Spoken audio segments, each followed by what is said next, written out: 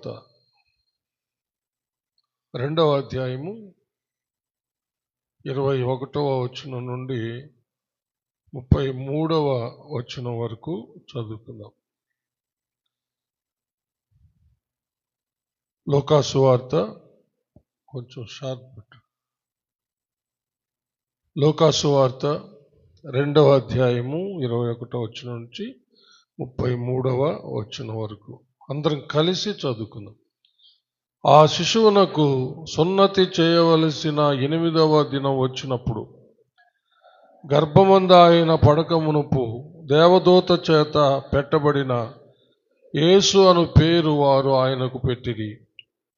మోషే ధర్మశాస్త్రము చొప్పున వారు తమను శుద్ధి చేసుకొను దినములు గడిచినప్పుడు ప్రతి తొలుచూలు మగపిల్ల ప్రభువుకు ప్రతిష్ఠ చేయబడవలెను అని ప్రభువు ధర్మశాస్త్రమునందు రాయబడినట్టు ఆయనను ప్రభువుకు ప్రతిష్ఠించుటకును ప్రభువు ధర్మశాస్త్రమందు చెప్పబడినట్టు గువ్వల జతనైనను 2 పావురపు పిల్లలనైనను బలిగా సమర్పించుటకును వారు ఆయనను యెరూషలేమునకు తీసుకొని పోయిరి.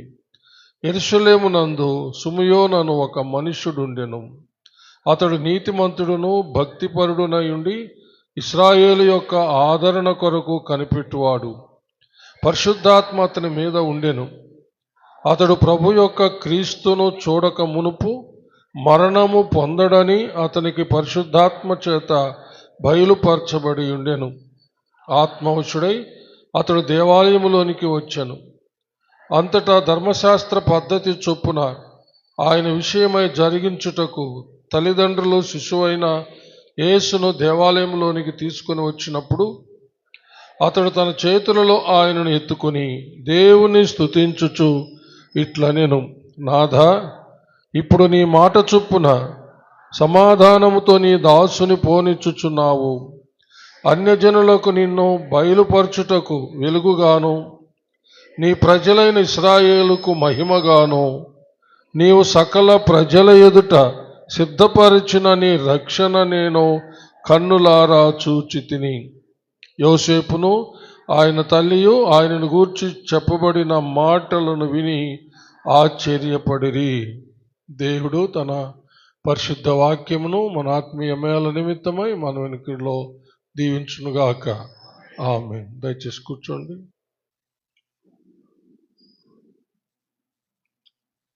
ప్రార్థించుకుందాం. మహాపరిశుద్ధుడు అయిన మా ప్రియ పరలోకపు తండ్రి, దయగలిగిన మా దేవా యెహోవా, మీకు వందనములు, స్తుతులు, స్తోత్రములు చెల్లిస్తున్నాము. మీ దీన దాసుడునైన నన్ను మీ సిలువ చాటున మరుగు చేసుకొని నాతోనూ మా అందరితోనూ మాట్లాడమని క్రీస్తు పేర వేడుకొంచున్నాము తండ్రి. ఆమేన్. హల్లెలూయా. చదివిన వాక్యాన్ని బట్టి ఒక అంశాన్ని నేను సెలెక్ట్ చేసుకున్నాను. దేవునికి ప్రతిష్ఠించుట లేక దేవునికి ప్రతిష్ఠింపబడుట. దేవునికి ప్రతిష్ఠింపబడుట లేక ప్రభువుకు ప్రతిష్ఠింపబడుట. ప్రభువుకు ప్రతిష్ఠింపబడుట లేక దేవునికి ప్రతిష్ఠింపబడుట. హల్లెలూయా. ఇప్పుడు యేసు ప్రభు పుట్టిన తర్వాత 8వ రోజున ధర్మశాస్త్రం ప్రకారము సున్నతి చేశారు. తర్వాత కన్యకైన మరియ శుద్ధీకరణ ఆచారాల ప్రకారం ఆమె శుద్ధి చేయబడిన తరువాత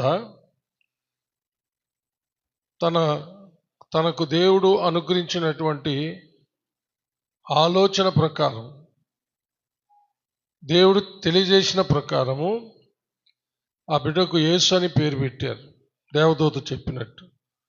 తర్వాత యెరూషలేముకు దేవాలయానికి తీసుకొని వచ్చారనమాట. ఎందుకంటే ప్రతి ప్రథమ ఫలం, మగపిల్లల్లో ప్రతి ప్రథమ ఫలం దేవునికి ప్రతిష్ఠించాలన్నమాట. ఆ కార్యం జరిగించడానికి యెరూషలేము దేవాలయానికి తీసుకొచ్చారనమాట. అక్కడ సిమెయోను అనేటటువంటి యాజకుడు యేసు ప్రభువుని ప్రతిష్ఠిస్తాడనమాట. ప్రభువుకి ప్రతిష్ఠ, దేవునికి ప్రతిష్ఠిస్తాడు. ప్రతిష్ఠ అని అంటే ఏంటంటే అంకితము. చెప్పండి, అంకితం. ప్రతిష్ఠ అంటే అంకితం.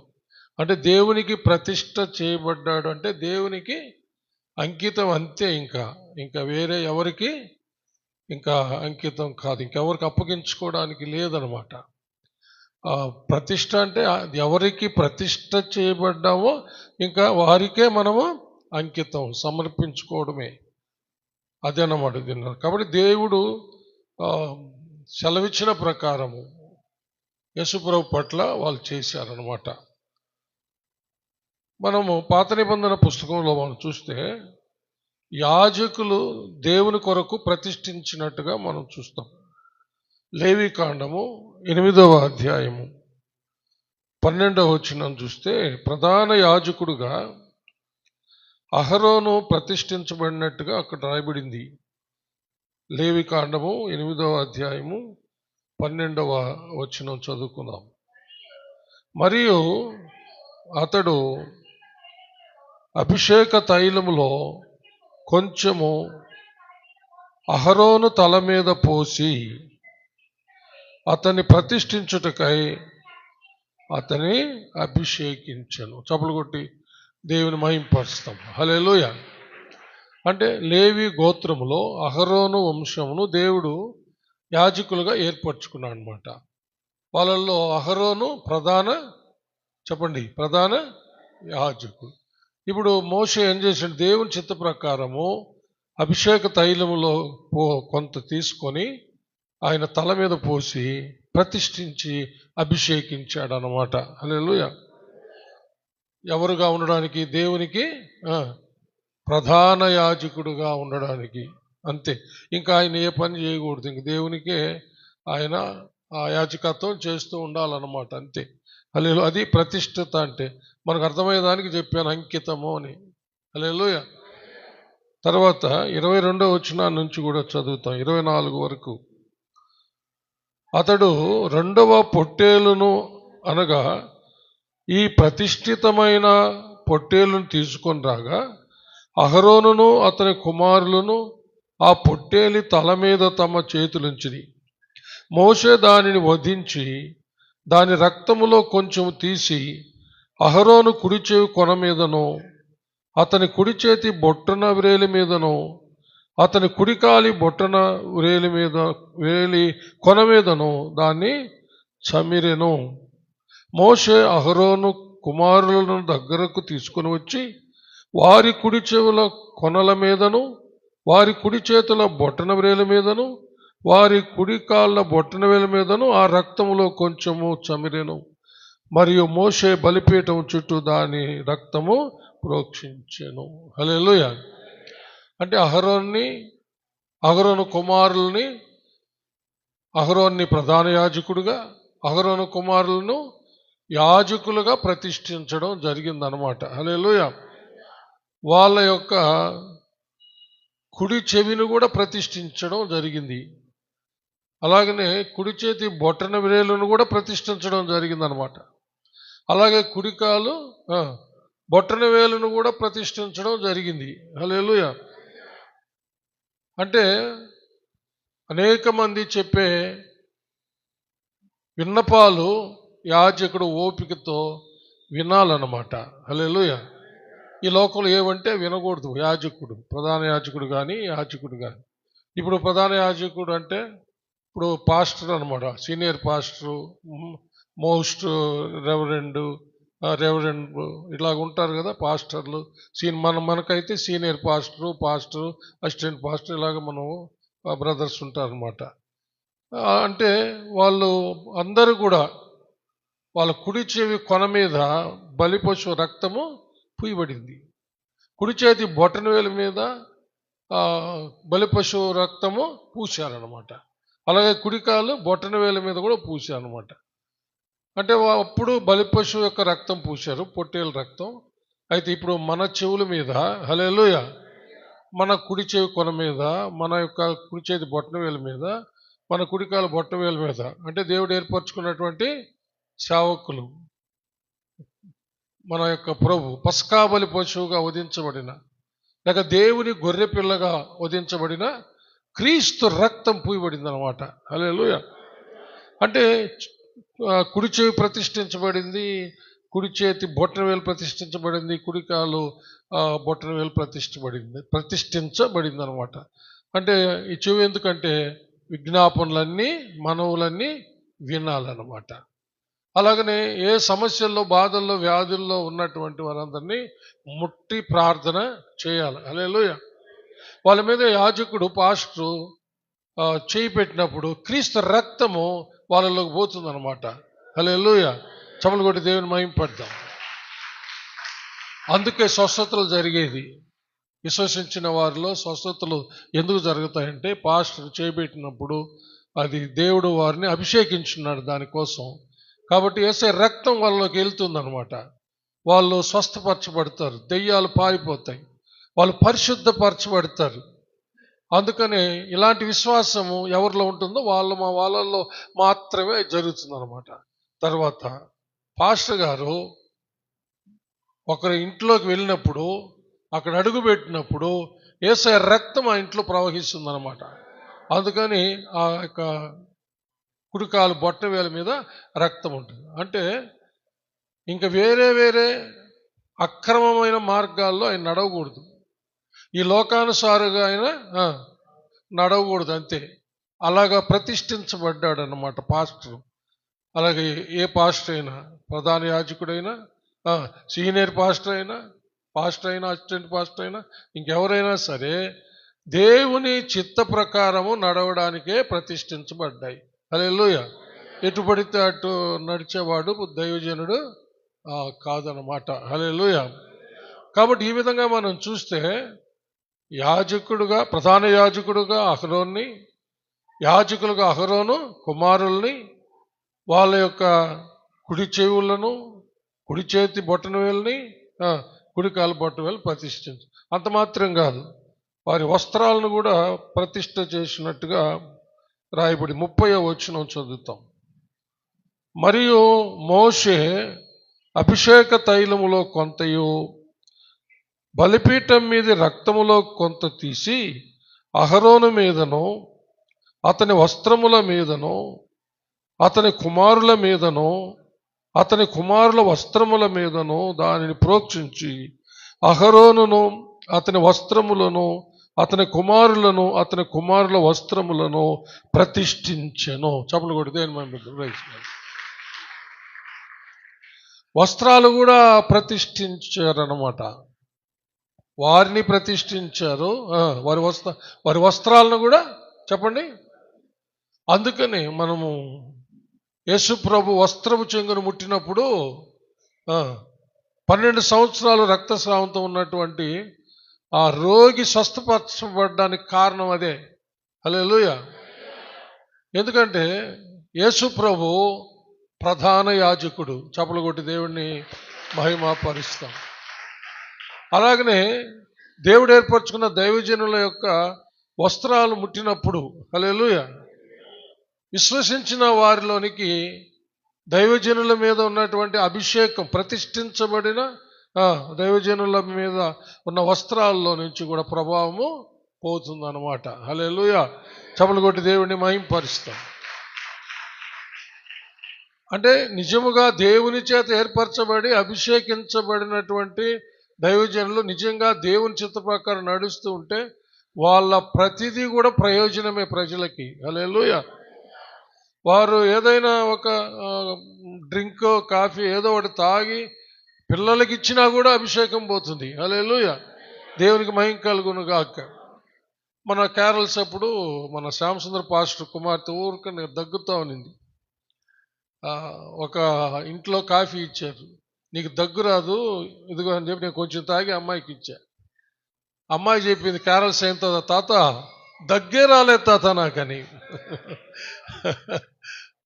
క్యారల్స్ అంతా ఇంటికి వచ్చిన తర్వాత దగ్గే రాలేదు తాత అని. అది వాస్తవం. అంటే అది నమ్మిన వాళ్ళకి మాత్రమే. హల్లెలూయా.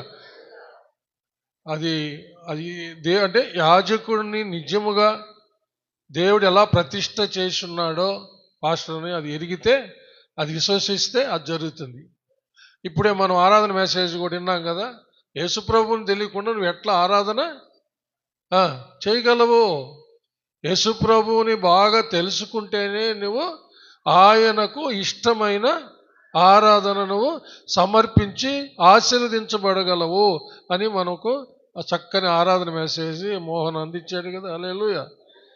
కాబట్టి యేసుప్రభుని గురించి తెలుసుకోవాలా, ఆయన ఏర్పరచుకున్న పాస్టర్స్ సేవకులు ఎలాగ ప్రతిష్ఠించబడి ఉన్నారో. అందరు కాదు, చాలామంది దొంగలు ఉన్నారు. చాలామంది దేవుడు పిలవకుండానే, దేవుడు ఏర్పరచుకోకుండానే వాళ్ళ ఇష్ట ప్రకారం వాళ్ళతో బహు డేంజర్.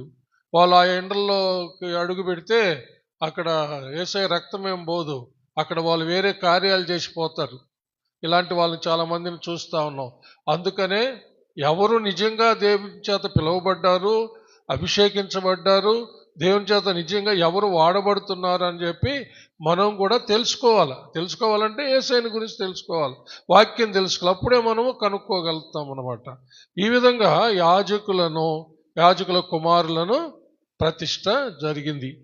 మన ప్రభు అయిన యేసుక్రీస్తుని చిన్న వయసులోనే, హల్లెలూయా, అంటే 8 రోజుల బిడ్డగా ఉన్నప్పుడే సిమియోను దేవునికి చెప్పండి ప్రతిష్ఠించాడు. హల్లెలూయా.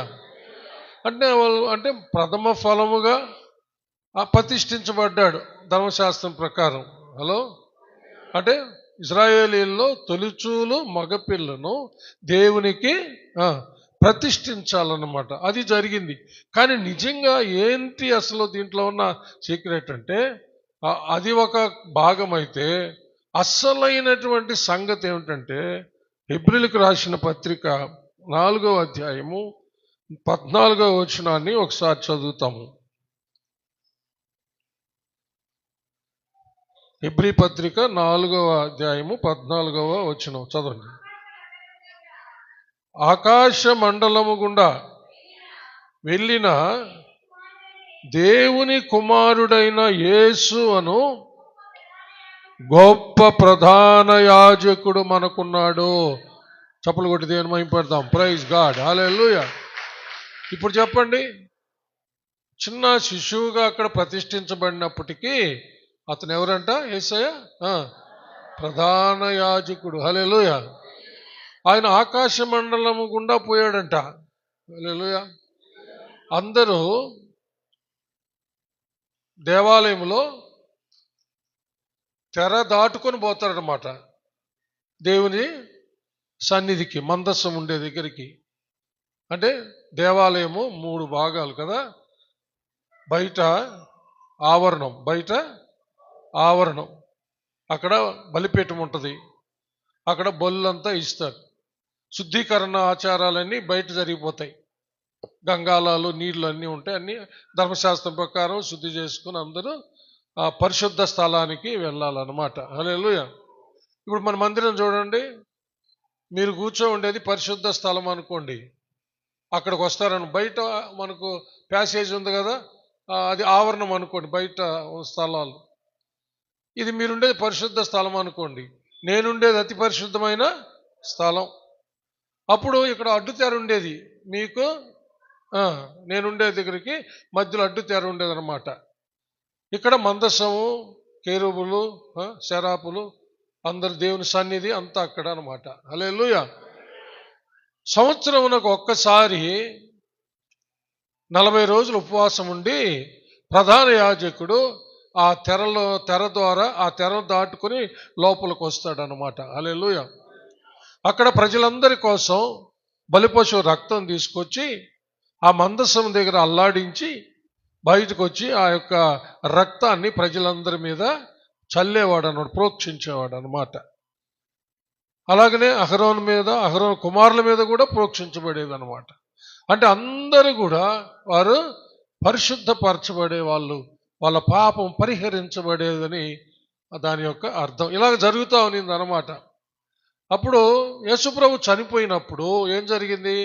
ఆ అడ్డుగా ఉన్న తెర దేవాలయంలో పైనుంచి కిందికి 2గా చినిగిపోయింది. హల్లెలూయా. దేవునికి మహిమ కలుగును గాక.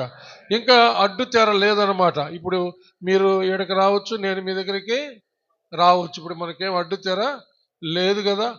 అయితే ఆ రోజుల్లో అయితే అడ్డు తెర ఉన్నిందనమాట. కాబట్టి దేవుడు అలా చేశాడు. అయితే ఇక్కడ పౌలు గారు ఏం రాస్తున్నారు? ఆకాశం అనే తెర గుండా పోయినాడంట. హల్లెలూయా. ఏంటి? ఆకాశం అనే తెర దాటుకొని ఆ పరలోకానికి రక్తం తీసుకొని పోయాడంట. హల్లెలూయా. ఆ గొప్ప ప్రధాన యాజకుడు మన ప్రభు. చప్పట్లు కొట్టి దేవుని మహిమపడతాం. హల్లెలూయా. అందరూ ఈ భూమి మీద వారి కాలంలో వారు అందరూ కొంతకాలం యాజకత్వం చేసి ఈ యొక్క శరీర సంబంధమైనటువంటి బలులు అర్పించి ఆ రక్తంతో వాళ్ళు ప్రాయశ్చిత్తం చేసి కొంతకాలం జీవించి వాళ్ళు చనిపోయారు. కానీ మనము ప్రకటించుకునే యాజకుడు నిరంతరము యాజకుడై ఉన్నాడని బైబిల్ చెప్తా ఉంది. హల్లెలూయా. ఎలా ఉన్నాడు? నిరంతరము యాజకుడై ఉన్నాడని. హల్లెలూయా. చూడండి 9వ అధ్యాయం 11వ వచనం చదువుతాం. అయితే క్రీస్తు రాబోచున్న మేలుల విషయమై ప్రధాన యాజకుడుగా వచ్చి తానే నిత్యమైన విమోచన సంపాదించి హస్తకృతము కానిది అనగా ఈ సృష్టి సంబంధము కానిదియు మరి ఘనమైనదియు పరిపూర్ణమైనదియునైన గుడారము ద్వారా మేకల యొక్కయు కోడెల యొక్కయు రక్తముతో కాక తన స్వరక్తముతో ఒక్కసారి పరిశుద్ధ స్థలములో ప్రవేశించెను. హల్లెలూయా. చప్పట్లు కొట్టి దేవుని మహిమపడతాం. హల్లెలూయా. చూసారా? ఆకాశం అనే తెర గుండా, ఆకాశం అనే గుడారము ఆ గుండా లోపలికి వెళ్ళిపోయాడంట పరలోకపు తండ్రి దగ్గరికి. ఏం తీసుకోపోయాడంటే తను చిందించిన రక్తాన్ని తీసుకొని చేతబట్టుకొని పోయాడంట మన కోసం సకల మేలులు తండ్రి దగ్గర నుంచి అనుగ్రహించడానికి. చప్పలు కొట్టి దేవుని మహిమపడతాం. హల్లెలూయా. అది అక్కడ రాయబడింది. అయితే క్రీస్తు రాబోచున్న మేలుల విషయమై ప్రధాన యాజకుడుగా వచ్చి తానే నిత్యమైన విమోచన సంపాదించి, హల్లెలూయా, సకల మేలులు మనకు ప్రసాదించేది ఈ ప్రధాన యాజకుడు. మన కొరకు ఆయన ప్రతిష్ఠించబడ్డాడు. హల్లెలూయా. అదే 4వ అధ్యాయంలో కంటిన్యూ చేస్తే కొన్ని విషయాలు అద్భుతంగా అక్కడ రాయబడి ఉన్నాయి. 14వ వచనంలో ఆకాశ మండలము గుండా వెళ్ళిన దేవుని కుమారుడు. హల్లెలూయా. ఆకాశ మండలం అనే తెర గుండా పోయాడనమాట. వెళ్ళిన దేవుని కుమారుడు అను యేసును గొప్ప ప్రధాన యాజకుడు మనకు ఉన్నాడు గనుక మనము ఒప్పుకున్న దాన్ని గట్టిగా చేపట్టుదము. హల్లెలూయా. కాబట్టి భయపడాల్సిన అక్కర్లే. మనం కలిగిన ఉన్నటువంటి రక్షణను గట్టిగా పట్టుకోవాలి. ఈ సత్యాన్ని గట్టిగా పట్టుకోవాలి. ఎన్ని ప్రమాదాలు ఈ లోకంలో ఎదురైనా సరే మనకు ఆకాశ మండలం గుండా పరలోకానికి తన స్వరక్తాన్ని చేతపట్టుకుని వెళ్ళిన ప్రధాన యాజకుడు తండ్రి కుడిపార్శ్వమును కూర్చొని మన కోసం నిత్యము విజ్ఞాపన చేస్తా ఉన్నాడు. త్వరగా రాబోతున్నాడు. ఆయన మన కోసం సిద్ధపరిచిన నివాసాల్లోకి తీసుకొని పోబోతున్నాడు. అది శాశ్వతం. కాబట్టి ఈ అశాశ్వతమైన లోకంలో ఎన్ని ప్రమాదాలు ఎదుర్కోవాల్సి వచ్చినా, ప్రాణము ఇవ్వాల్సి వచ్చినా సరే ప్రాణము ఇవ్వాలి. కానీ యేసుక్రీస్తు నాకు తెలియదు అని అనకూడదు. యేసుక్రీస్తు నాకు తెలియదు అన్నావంటే నీవు శాశ్వతమైనటువంటి ఆ యొక్క రాజ్యంలోనికి నువ్వు వెళ్ళలేవు. శాశ్వతమైనటువంటి నరకానికి నువ్వు వెళ్తావు. అక్కడికి త్రోయబడతావు. అది అగ్నిగంధకాలతో మండే గుండం. అందుకని మనం ఎన్నో సాక్ష్యాలు వింటున్నాం. అపోస్తులందరూ హతసాక్షులు అయ్యారు. హల్లెలూయా. ఎందుకంటే ఈ లోకం శాశ్వతం కాదని వారు తెలుసుకున్నారు. శాశ్వతమైన రాజ్యం పరలోకంలో ఉంది. హల్లెలూయా. మన నివాసాలు పరలోకంలో ఉన్నాయి. అక్కడికి మనలను తీసుకెళ్లే ప్రధాన యాజకుడు నిరంతరము జీవించే మన ప్రభు అయిన యేసుక్రీస్తు. హల్లెలూయా. అహరోను చనిపోయాడు. అహరోను కుమారులు చనిపోయారు. అహరోను లేవీల్లో ఉన్నటువంటి అహరోను సంబంధులందరూ కూడా లేరు. ఆ తర్వాత అహరోను సంతతికి సంబంధము లేని యోధా గోత్రములో, హల్లెలూయా, దావీదు వంశములో పుట్టినటువంటి మన ప్రభు అయిన యేసుక్రీస్తు ప్రధాన యాజకుడు అని చెప్పబడింది. చప్పలు కొట్టి దేవుణ్ణి మహిమ పరుస్తాము. హల్లెలూయా, హల్లెలూయా. దేవునికి మహిమ కలుగును గాక. 5వ అధ్యాయం, హెబ్రీయులకు రాసిన పత్రిక 5వ అధ్యాయము 5వ వచనం నుంచి కొన్ని వచనాలు చదువుకుందాం. 5 నుంచి 10 వరకు చదువుకుందాం. అటువలే క్రీస్తు కూడా ప్రధాన యాజకుడగుటకు తన్ను తానే మహిమపరచుకొనలేదు గాని, నీవు నా కుమారుడవు, నేను నేడు నిన్ను కనియున్నాను అని ఆయనతో చెప్పిన వాడే ఆయనను మహిమపరిచెను. ఆ ప్రకారమే నీవు మెల్కీసెదెకు యొక్క క్రమము చొప్పున నిరంతరము యాజకుడవై ఉన్నావు అని మరి ఒక చోట చెప్పుచున్నాడు. శరీరధారి అయిన దినములలో మహారోధనముతోనూ కన్నీళ్లతోనూ తన్ను మరణము నుండి రక్షింపగలవానికి ప్రార్థనలను యాచనలు సమర్పించి భయభక్తులు కలిగి ఉన్నందున ఆయన అంగీకరింపబడెను.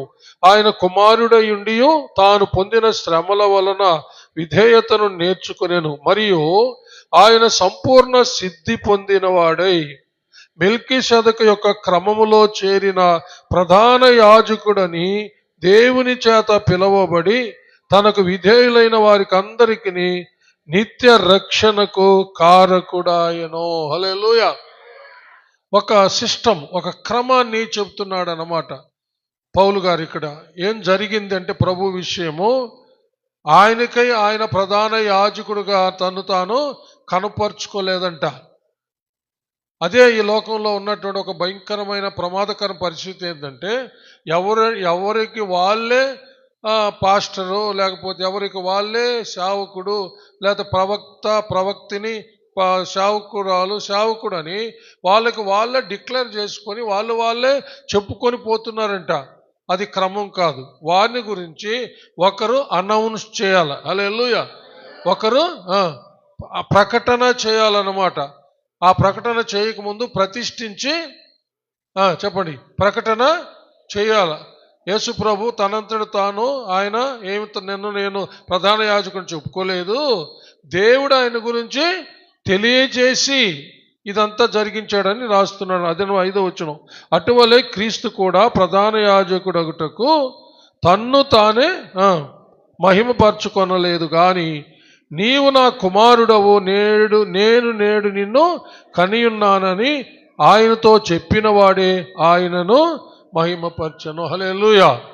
కాబట్టి దేవుడు ఆయనను బయలుపరిచాడు, ప్రకటన చేశాడు.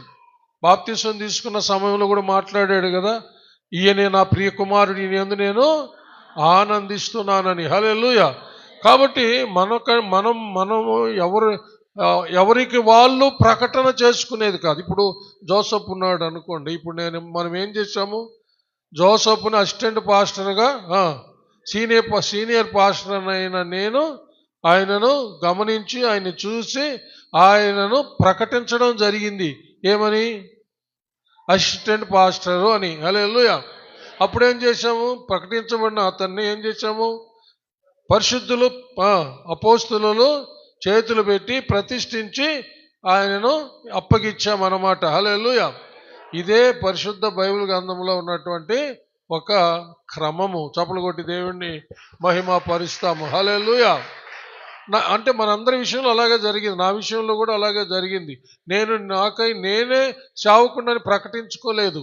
నన్ను సేవకుడిగా ప్రకటించినటువంటి మన షకీనా ఫౌండర్ షాండినైన్ ఉన్నాడు. హల్లెలూయా.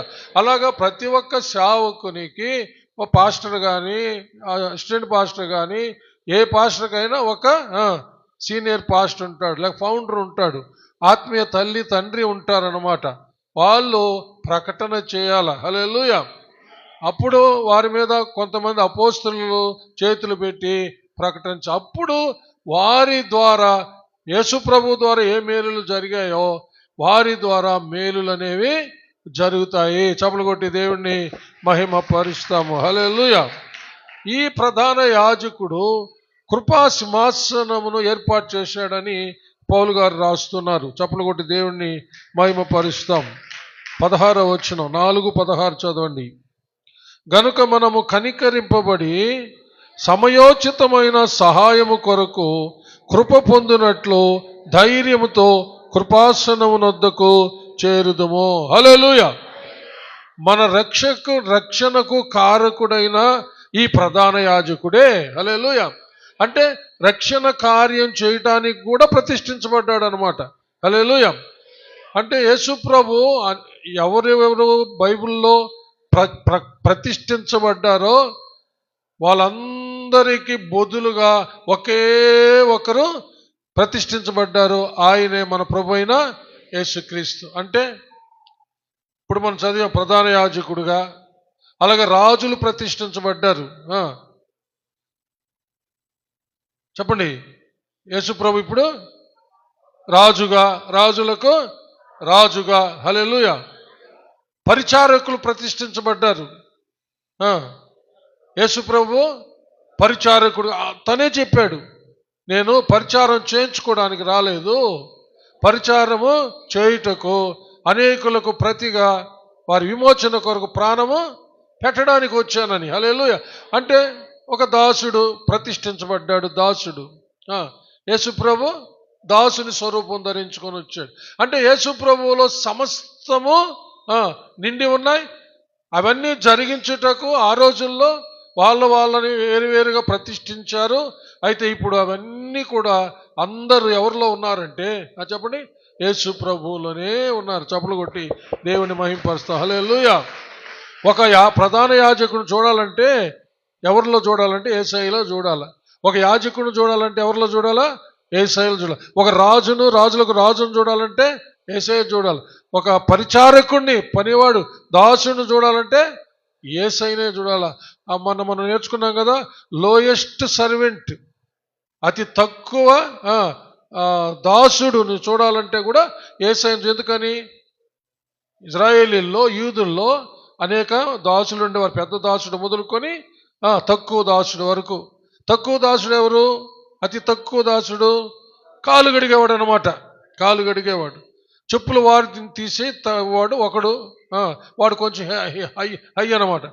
కాలు గడిగేవాడు అందరికంటే తక్కువవాడు. యేసుప్రభు ఏం చేశాడు? చివరిగా పస్కాను ఆచరించేటప్పుడు ఆయన పై వస్త్రాన్ని పక్కన పెట్టి టవల్ను నడుము కట్టుకొని శిష్యుల పాదాలు గడుగుతూ వచ్చాడు. హల్లెలూయా. కాబట్టి ఆయనలోనే అంతకుముందు ఎవరెవరినైతే ప్రతిష్ఠించారో బైబిల్లో వాళ్ళందరూ ఎవరిలో ఉన్నారంటే యేసుక్రీస్తులోనే ఉన్నారు. హల్లెలూయా. చప్పలు కొట్టిన దేవుని మహింపరుస్తాం. అంత మాత్రమే కాదు సుమా, భార్య భర్తలు కూడా ఎవరిలో ఉన్నారు? నిజమైనటువంటి పురుషుణ్ణి చూడాలంటే యేసయ్యలోనే చూడాలి. అలాగే నిజమైనటువంటి ఒక స్త్రీని చూడాలంటే యేసయ్యలోనే చూడాలంటే, స్త్రీ అంటే ఆయన స్త్రీ అని కాదు, ఆ యొక్క గుణాతిశయాలు స్త్రీలో ఉన్నవన్నీ కూడా ప్రభువే. హల్లెలూయా. చప్పలు కొట్టి దేవుణ్ణి మహింపరుస్తాం. ఎందుకంటే ఆయనే పురుషుణ్ణి సృష్టించాడు, పురుషునిలో నుంచి స్త్రీని అంటే ఎవరిని చూడాలన్నా కూడా ఆయనలో. అందుకని మనం ఇప్పుడు ప్రతిష్ఠించబడిన వాళ్ళందరము నిజంగా మన పని నిజంగా జరిగించాలంటే యేసు ప్రభువునే మోడల్గా పెట్టుకొని మనం జీవించాలి, అంతే. హల్లెలూయా. యేసు ప్రభుని మోడల్గా పెట్టుకోకుండా మనంతటా మనం ఇష్ట ప్రకారం జీవిస్తే ఒక్కరికి కూడా మేలు జరగదు గాక, నీకు కూడా మేలు జరగదు, నాకు కూడా మేలు జరగదు. అందుకని మనము దేవుని యొక్క ప్రియమైన కుమారుడు, అన్నిటికీ చాలిన వాడుగా ప్రతిష్ఠించబడి అభిషేకించబడినటువంటి యేసు ప్రభువుని అనుసరించినప్పుడు ఆయన ద్వారా ఏం జరగాలని దేవుడు జరిగించాడో అవన్నీ ఇప్పుడు ఆయన ఏర్పరచుకున్నటువంటి ప్రతిష్ఠించుకున్న వారి ద్వారా జరిగిస్తూ ఉన్నాడు. జరుగుతాయి. హల్లెలూయా.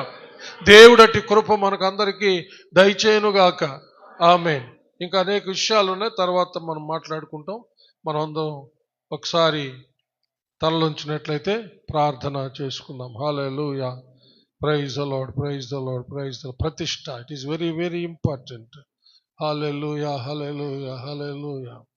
Thank you Jesus. ఒక్కసారి నిన్ను ప్రశ్నించుకో. నీకై నీవే ప్రతిష్ఠించుకున్నావా, లేక నిన్ను ఎవరైనా ప్రతిష్ఠించారా? దేవుడు నిన్ను ప్రతిష్ఠించాలి. ఆయన ఏర్పరచుకున్నటువంటి ఆయన యాజకుల ద్వారా, ప్రధాన యాజకుల ద్వారా, అపోస్తలుల ద్వారా నిన్ను ప్రతిష్ఠించి పంపాలి. అప్పుడే నీ జీవితం ద్వారా అనేకులకు మేలు జరుగుతుంది, నీకు మేలు జరుగుతుంది. హల్లెలూయా, హల్లెలూయా. రబాబాబా శబరా. ప్రభువునే మాదిరిగా పెట్టుకొని, ప్రభువునే మోడల్గా పెట్టుకొని నువ్వు ప్రతి అడుగు వేయాలా. అప్పుడే నీవు అడుగుపెట్టిన స్థలంలో ఉన్న ప్రజలు మేలు పొందుతారు. అక్కడున్న ప్రజలు నీకు మనవి చేసినప్పుడు దేవుడు ప్రతిష్ఠించబడిన నీ చెవుల గుండా ఆయన వింటాడు. ప్రతిష్ఠించబడిన నీ కాళ్ళ ద్వారా ఆయన నడుస్తాడు. ప్రతిష్ఠించబడిన నీ చేతుల ద్వారా దేవుడు వారిని తాకుతాడు. ప్రతిష్ఠించబడిన వస్త్రములలో నుండి ఆయన మహిమ ప్రభావం ప్రవహిస్తుంది. విశ్వసించిన వారి జీవితాల్లో అనేక మేలులు ప్రభువులో ఎలా జరిగాయో అలాగే ప్రతిష్ఠించబడినటువంటి, అభిషేకించబడినటువంటి దైవజనుల ద్వారా దేవుడే జరిగిస్తాడు. ప్రియులారా, హల్లెలూయా. మన ప్రభు ఎలాగైతే తన్ను తాను ప్రభు చిత్తానికి అప్పగించుకున్నాడో అలాగ మనం కూడా తండ్రి చిత్తానికి అప్పగించుకుందామా? Hallelujah. Praise the Lord, praise the Lord. నీ పట్ల, నా పట్ల ప్రభు చిత్తం జరగాలి, అంతే. స్వచిత్తం కాదు, సాతాను ఇష్టం కాదు, మనుషుల ఇష్టం కాదు, ఈ లోక సాంప్రదాయాలు కాదు, ఈ లోక మాదిరి కాదు. ప్రభు చిత్తం నీలో, నాలో, మనలో జరగాలి.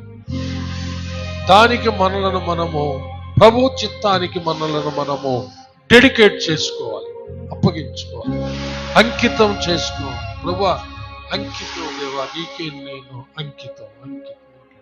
చక్కని పాట ఉంది, అంకితం ప్రభు నీకే అంకితం. అదే ప్రతిష్ఠ అంటే. ఎవరికి కాదు, నువ్వు నీ శరీరం ఆయనకే. అప్పుడే దేవుడు నిన్ను ప్రతిష్ఠించి అభిషేకించి నిన్ను వాడుకుంటాడు. దానికి తగినటువంటి ఆ ఏర్పాట్లు దేవుడే చేస్తాడు. అయితే మొదట నీవు దానికి అంగీకరించాలి, విధేయురాలువి కావాలి. హల్లెలూయా, హల్లెలూయా. యేసు ప్రభు ఎలాగైతే తండ్రికి విధేయుడై అన్ని విషయాల్లో ఆయన తండ్రి చిత్తాన్ని నెరవేర్చి తండ్రిని సంతోషపెట్టాడు, ఆ విధంగా ప్రార్థించుకున్నాడు. హల్లెలూయా. మహాపరిశుద్ధుడు అయిన మా ప్రియ పరలోకపు తండ్రి, మీకు స్తోత్రములు. అయినా మా కొరకు మీరు తండ్రి సిమియోను అనే యాజకుని ద్వారా మా కోసం మీరు ప్రతిష్ఠించబడ్డారు. అయినా మీ చిత్తానికి దేవా మీకు ప్రతిష్ఠించబడ్డాడు. మాకు రక్షణ తేడానికి, మాకు మేలు కలుగజేయడానికి, కృపా సింహాసనం ముందు ఆసీనుడై సమయోచితమైన సహాయం మాకు అనుగ్రహించడానికి తండ్రి, మాకు సకల మేలులు, మా పాపములకు ప్రాయశ్చిత్తం చేయడానికి, సంపూర్ణ మీ చిత్తం నెరవేర్చబడ్డానికి తండ్రి, ప్రతిష్ఠించబడినటువంటి, అభిషేకించబడినటువంటి, అభిషేక్తుడైనటువంటి కుమారుని పోలి మేము జీవించటానికి మీ కృప మాకు దయచేయమని ప్రార్థిస్తున్నాం. యేసయ్య నామం ద్వారా వేడుకొంచున్నాము తండ్రి, amen. Hallelujah. Praise the Lord. ప్రకటనలు చేసుకొని